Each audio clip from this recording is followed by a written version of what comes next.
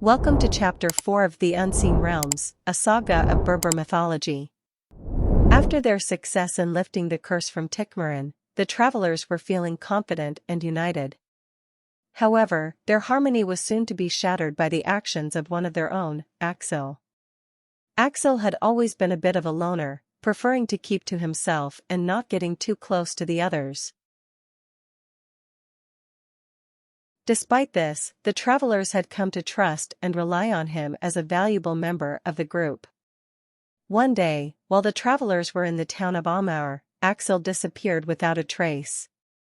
At first, the others assumed that he had simply gone off on his own, but as the days passed, they grew increasingly worried. Finally, they received a message from Axel. He had been kidnapped by a rival tribe and was being held for ransom. The kidnappers demanded that the travelers bring them a valuable artifact that was said to be hidden in a nearby temple in exchange for Axel's safe return. The travelers were torn. On the one hand, they wanted to do everything in their power to rescue Axel. On the other hand, they knew that stealing from the temple would be a serious offense, and they risked angering the gods and bringing harm to the kingdom.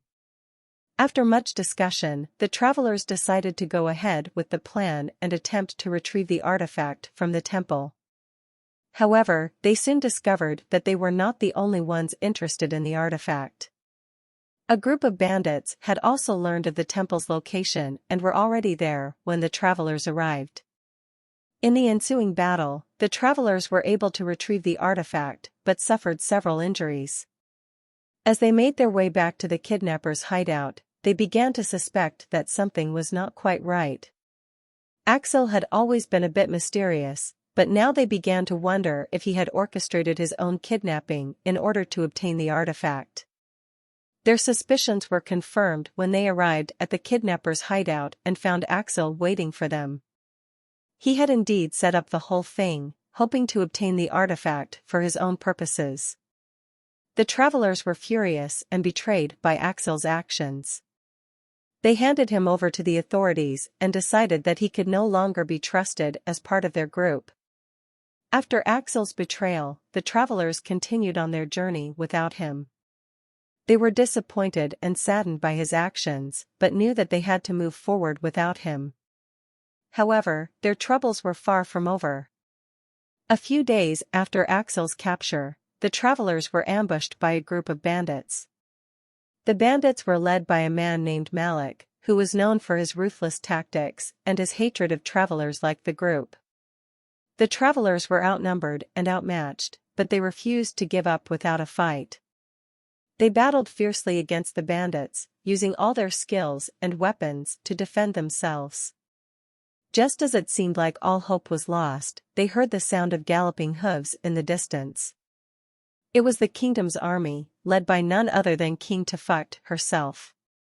The bandits quickly retreated at the sight of the army, and the travelers were left stunned and grateful for the king's timely intervention. After the dust had settled, the king approached the travelers and asked what had happened. The travelers told her about the ambush and their struggles with the bandits, as well as Axel's betrayal.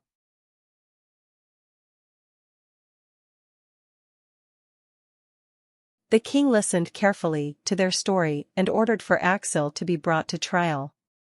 She believed in fair justice and wanted to hear both sides of the story before making a final decision.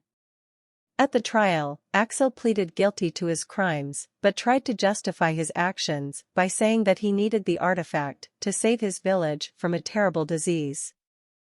The travelers were sympathetic to Axel's plight, but they knew that stealing the artifact was not the right way to go about it.